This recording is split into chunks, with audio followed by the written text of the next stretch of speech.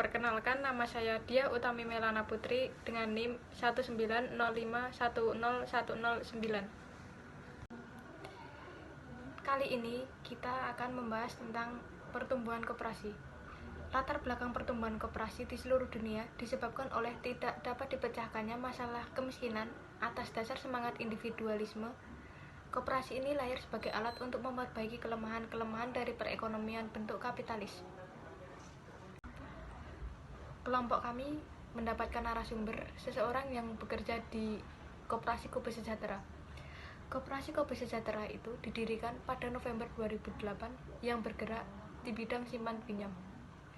Koperasi Kobe Sejahtera merupakan salah satu jenis koperasi yang mempunyai kegiatan utama menyediakan jasa penyimpanan dan peminjaman dana kepada anggota koperasi dengan tujuan untuk memajukan kesejahteraan anggota koperasi dan juga masyarakat. Yang kedua, kelompok kami mendapati narasumber yang bekerja di Koperasi Swamitra. Koperasi Swamitra Jasa Utama adalah koperasi simpan pinjam yang merupakan produk dari Bank Bukopin yang bekerja sama dengan Jasa Utama yang berdiri sekitar pada tahun 2005. Swamitra ini adalah suatu nama bentuk kerjasama atas kemitraan antara Bank Bukopin dengan koperasi untuk mengembangkan serta memodernisasi usaha simpan pinjam melalui pemanfaatan jaringan teknologi dan dukungan sistem manajemen, sehingga USP memiliki kemampuan pelayanan transaksi keuangan yang lebih luas dengan tetap memperhatikan peraturan perundang-undangan yang berlaku. Halo teman-teman, nama saya Rikma Dahnia dengan NIM 190510034. Nah, di sini saya akan membahas mengenai permasalahan dua koperasi yang berbeda. Namun, dua koperasi berbeda ini memiliki permasalahan yang bisa dibilang sama karena permasalahan itu adalah permasalahan kredit macet. Kredit macet adalah di mana ketika nasabah meminjam uang atau meminjam dana kepada suatu perusahaan atau kepada suatu koperasi dan mereka tidak dapat menepati janji mereka untuk mengembalikan uang tersebut, maka hal tersebut disebut kredit macet. Lalu berbeda dengan koperasi Swamitra. Koperasi ini menetapkan 3 cara yang terlebih terfokus, yaitu cara pertama dan cara yang terakhir. Yaitu jika koperasi atau ketika koperasi Swamitra mengalami kredit macet, di mana ada keterlambatan pengembalian pinjaman, hal yang pertama dilakukan adalah diberikannya surat peringatan pertama. Jikalau para nasabah tidak bisa membayar atau tidak bisa menepati janji mereka untuk melunasi hutang mereka, hal yang dilakukan yang kedua adalah pihak dari koperasi Swamitra ini akan mendatangi rumah nasabah.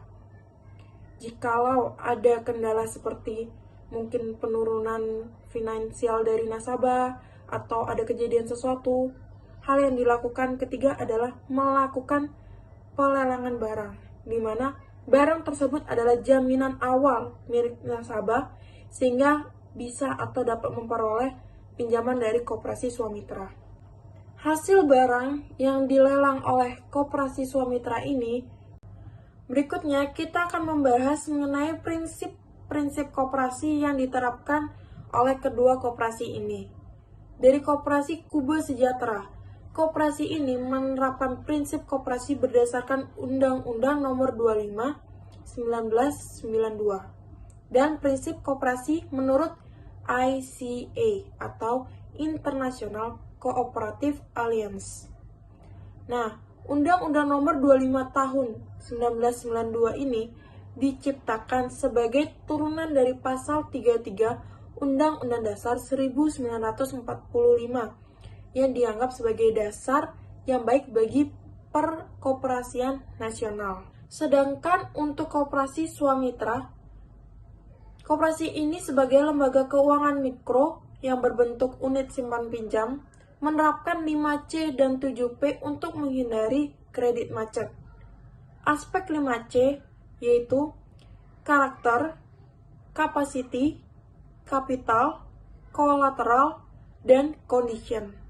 Sedangkan untuk aspek 7P yaitu people, purpose, prospective, payment, protection, party, dan yang terakhir adalah profitability. Perkenalkan, nama saya Florentia Luna Maharani Dewi dengan NIM 190510145. Kami memiliki rekomendasi inovasi bisnis, organisasi, dan SDM koperasi bagi studi kasus kami, yaitu koperasi simpan pinjam yang bernama Koperasi Kube Sejahtera. Yaitu kami memberikan rekomendasi modal bagi Koperasi Kube Sejahtera. Yang pertama, simpanan pokok yang dibayarkan pertama kali oleh anggota koperasi dan hanya sekali saja. Yang kedua, simpanan wajib yang dibayarkan oleh anggota setiap bulannya. Yang ketiga, simpanan sukarela yang mirip seperti tabungan dengan jumlah dan waktu simpanan yang tidak ditentukan. Yang keempat, dana cadangan yang merupakan sisa hasil usaha dan tidak dibagikan ke anggota namun digunakan untuk menambah modal usaha koperasi. Yang kelima, modal pinjaman yang dilakukan oleh pengurus koperasi ke pihak lain seperti bank atau lembaga penyalur dana lainnya. Yang keenam, hibah atau donasi yang diberikan oleh orang lain kepada koperasi. Nah, berikutnya sebagai perbandingan kami mengambil contoh Koperasi Simpan Pinjam Swamitra yang berada di Depok, Jawa Barat. Jadi, Swamitra ini memiliki cara untuk menekankan dan mengantisipasi hukum akan adanya risiko yang mungkin akan terjadi. Yang pertama, koperasi tersebut lebih menekankan cara untuk mengantisipasi terhadap hukum akan adanya risiko-risiko yang kemungkinan akan terjadi. Misalnya yang pertama, restrukturisasi atau penambahan waktu pinjaman. Yang kedua, tidak memprioritaskan nasabah dengan latar belakang karyawan. Yang ketiga, melakukan kerjasama dengan pihak berwajib untuk mengetahui keaslian dari surat-surat berharga tersebut. Kemudian kami memberikan rekomendasi visi, rencana strategis, dan rencana bisnis koperasi bagi Koperasi Kube Sejahtera agar dapat berkembang dan berjalan dengan lebih baik lagi.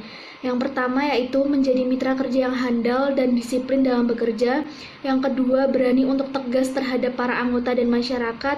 Yang ketiga, konsisten dalam memberikan peringatan bagi para anggota yang jatuh tempo. Yang keempat, memberikan terobosan-terobosan baru untuk mempermudah para anggotanya. Tanggapan dari narasumber kami terhadap rekomendasi dan solusi dari kami yaitu mereka mengatakan bahwa sebenarnya mereka telah bekerja dengan baik dan dalam melayani masyarakat, tetapi hanya saja masih ada beberapa masyarakat yang masih kurang ikut ambil bagian dalam membantu meringankan tugas para anggota koperasi dengan membayar hutang secara tepat waktu tanpa harus menunda-nunda. Dan mereka menambahkan bahwa mereka dapat meningkatkan dan mengembangkan kinerja para anggota koperasi agar bisa lebih memberikan kemudahan bagi setiap para anggota koperasi dan bisa membantu dan mensejahterakan banyak anggota secara lebih adil dan merata.